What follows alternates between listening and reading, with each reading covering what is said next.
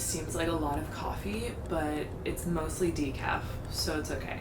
Because I haven't stopped drinking caffeine because there's still caffeine in decaf, but I drink a lot less now. I just got back from my run. It was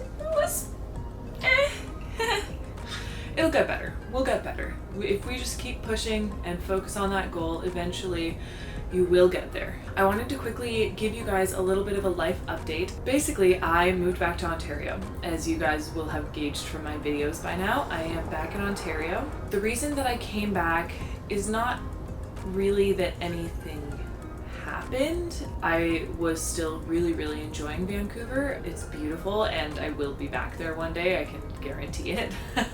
But I just came back because I was feeling a little bit lost, just in life stuff. I was kind of working jobs that I was not a big fan of at all, which story of my life, but to be fair, I think that if you get comfortable at a job you dislike, then that kind of sets the tone for the rest of your life. I know that sounds really intense, but for me, you know, there's something to be said about staying somewhere and sticking it out, but there's also something to be said about knowing when to quit. At the end of the day, I basically just knew that I could do better.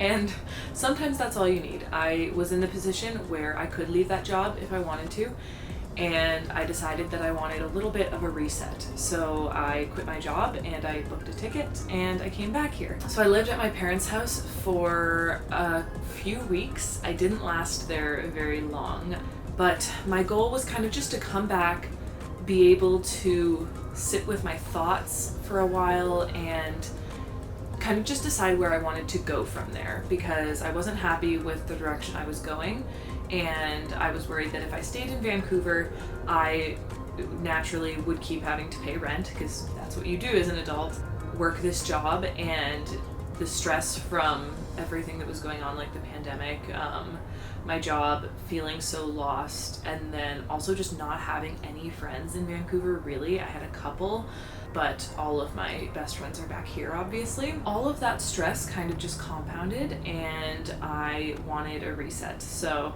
I came back, like I said, stayed at my parents', had that reset. I could sit with myself for a few weeks, not have to worry about rent, not have to worry about living anywhere, and kind of just figure out what to do from there. So that's why I came back, and here we are.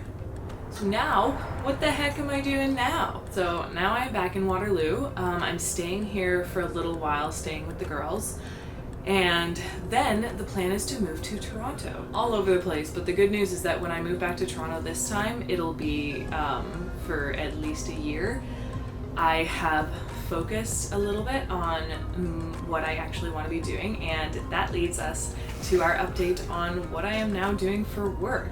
So while I was still in Vancouver, I started kind of expanding myself as a brand, I suppose. I started reaching out to people and trying to get jobs for creating videos, so more videography, commercial type jobs.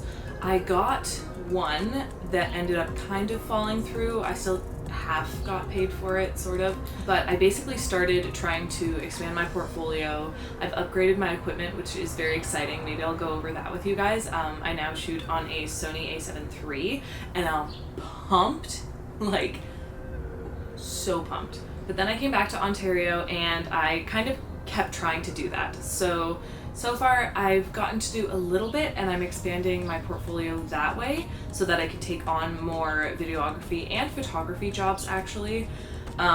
Just because as a content creator, I do both very often. I do a lot of creative branding, and that's kind of just what you do as a content creator.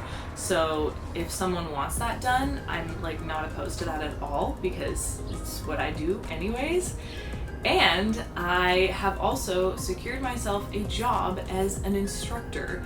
So technically I'm still freelance, so I am now fully supporting myself with freelance careers, multiple freelance careers. So I guess that's so beyond exciting. But yeah, so now I make money from YouTube. It's not much, but it's something. I make money from doing freelance videography and photography jobs. in that case, again, it's not much, but it's something, and after a while it all adds up. I also work on contract for a company that teaches kids how to code, which is very exciting. You guys will be pleased to know, whoever's from the computer science era of my channel, that I am an instructor. I teach school-aged children the fundamentals of coding, basically, and we get to create little games and stuff. And then with the same company, I am also under contract to teach content creation, which isn't that insane.